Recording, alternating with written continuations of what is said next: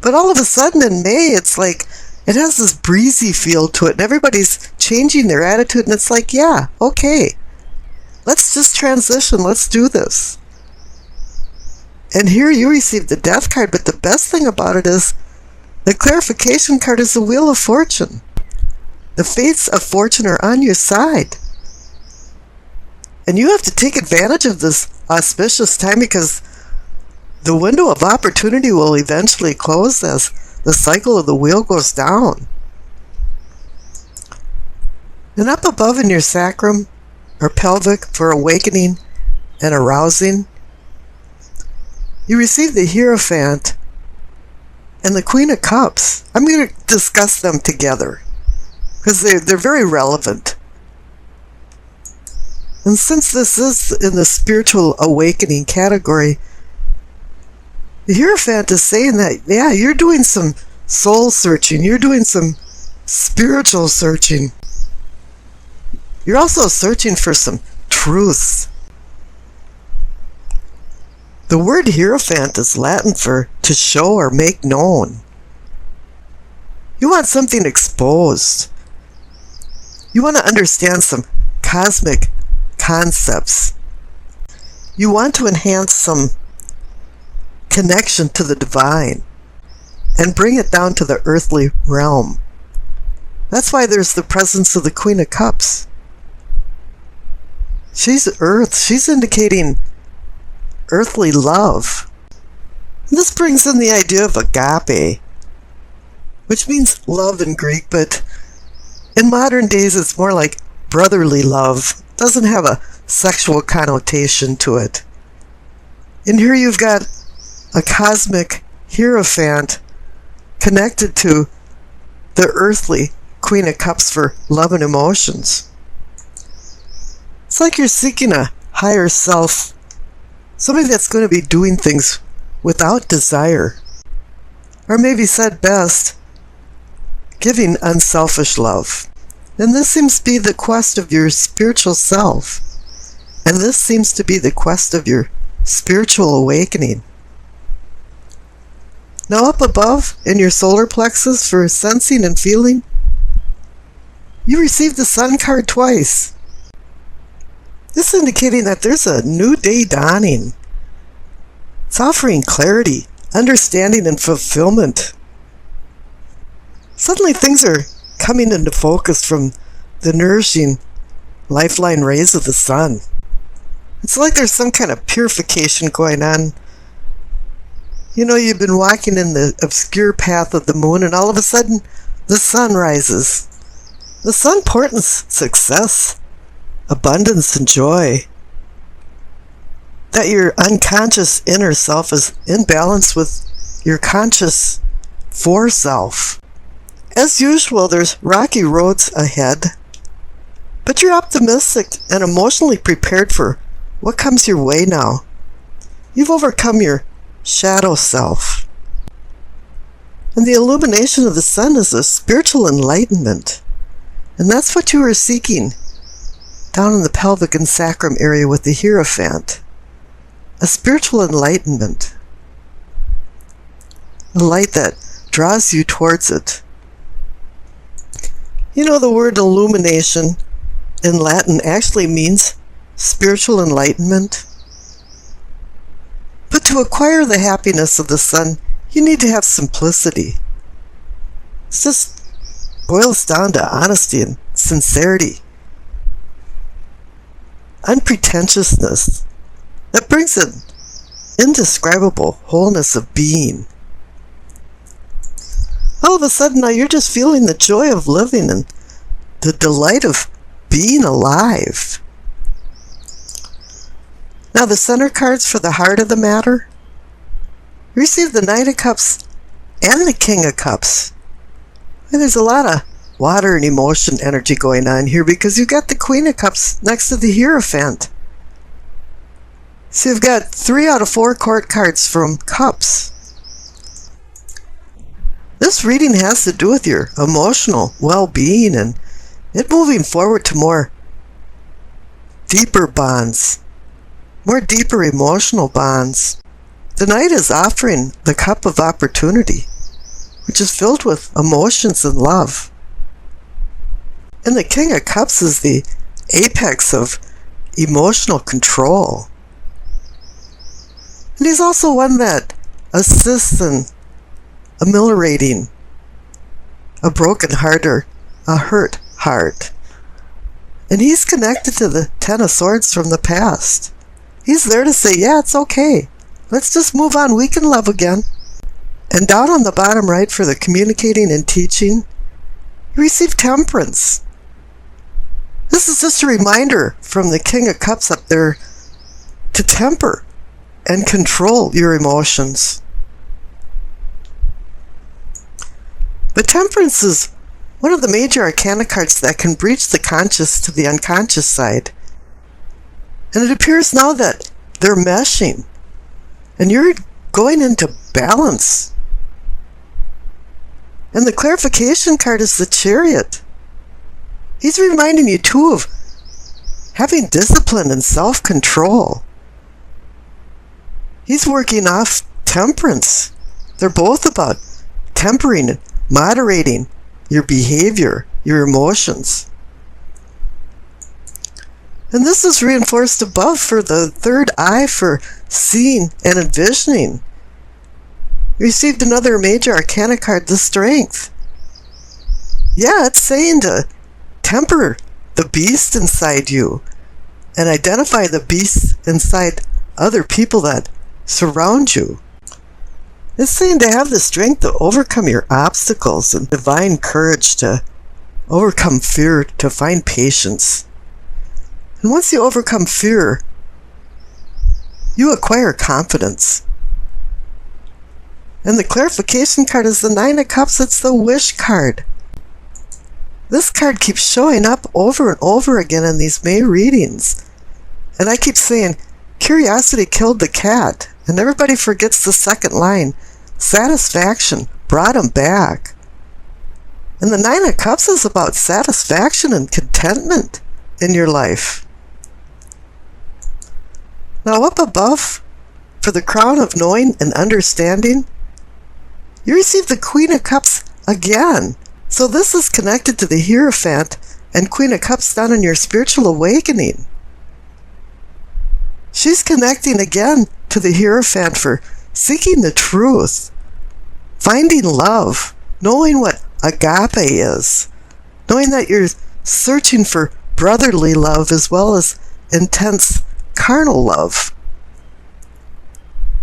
But once again, there's a few storm clouds over the kingdom because the clarification card is the Three of Swords. The Heartbreak card, the one that checks you into Heartbreak Hotel. You've had some ups and downs. And usually this card indicates that there's been some kind of severed ties. Or something that happened that broke your heart. Sometimes they say it's a triangle of lovers. 3 involved, maybe somebody's married and somebody's not. This could even be some wounds from some painful rejection. But whatever happened is now bumping you into a new reality. Because I pulled another clarification card for the Queen of Cups and the Three of Swords and you received the Ace of Pentacles. Yeah, Pentacles means Capricorn. You're now given a new beginning. It's really up to you to accept this one pentacle with the promise of more. But you have to do the hard work for this to become a reality.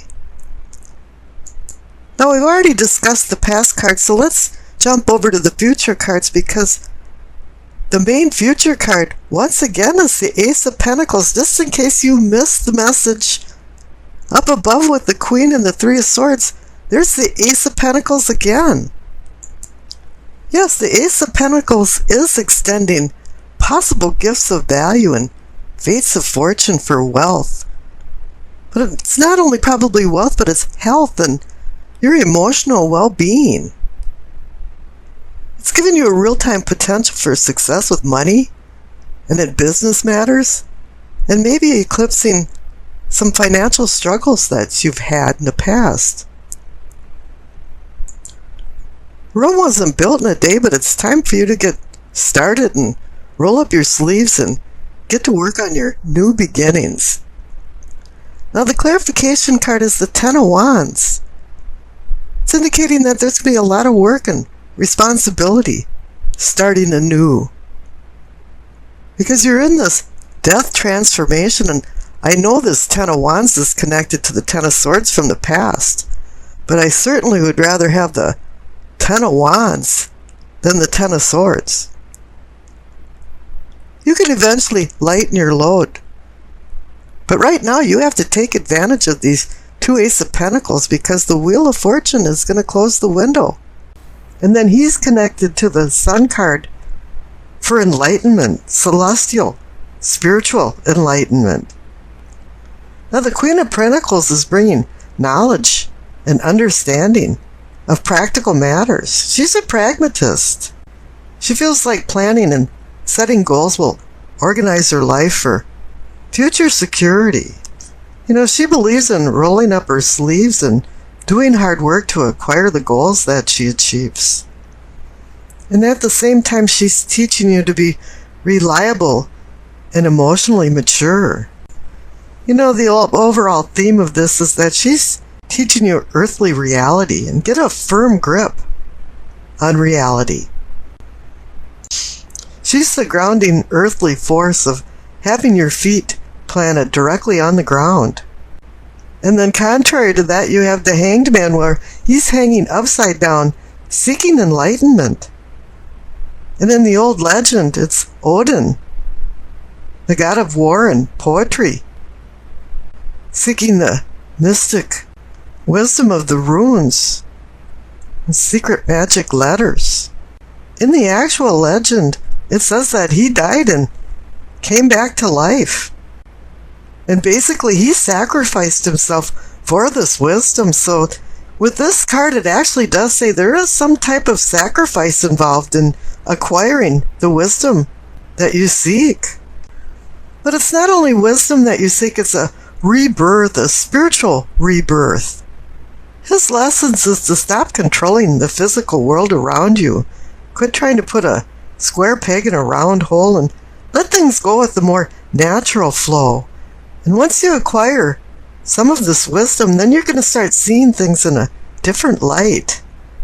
And it is time to relinquish the old ideas and beliefs, because the new are avidly seeking their place. Whatever happens with this Hanged Man, you're required to go into a reflective, meditative state before you make any decisions, before you change your life. Make sure you know where you're at, and take the advice of the Queen of Pentacles and have a grip on your reality. Now the Sun card is a celestial purging. Now you're going for enlightenment.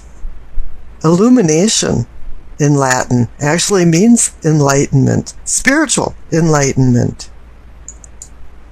A new day is dawning, and it's saying that you learned your lessons down at the Hangman, because now you do have understanding and even some personal fulfillment.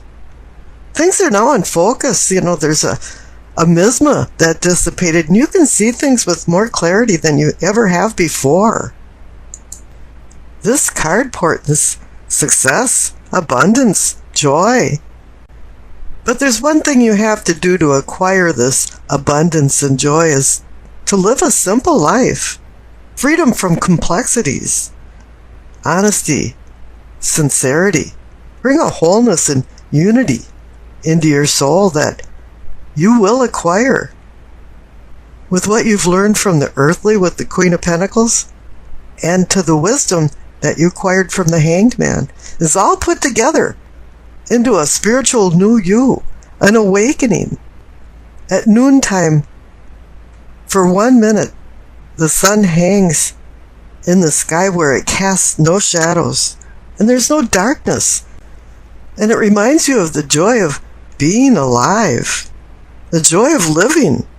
So you've hit a superlative somewhere with these cards. Now I rolled the dice, and you received Aquarius, the South Node, and the 7th house. The north and south nodes are mathematical points that takes into account the relationships between the sun, moon, and the earth. The south nodes are gifts from your karmic past, accumulated spiritual life lessons, and is a place where you will pass no more. All eclipses occur near the lunar nodes where the moon's path crosses the sun's path in the sky. Now with Aquarius in the 7th house of partnerships, it's saying here that you want love from a distance, which means autonomy, but together. Now how does that work?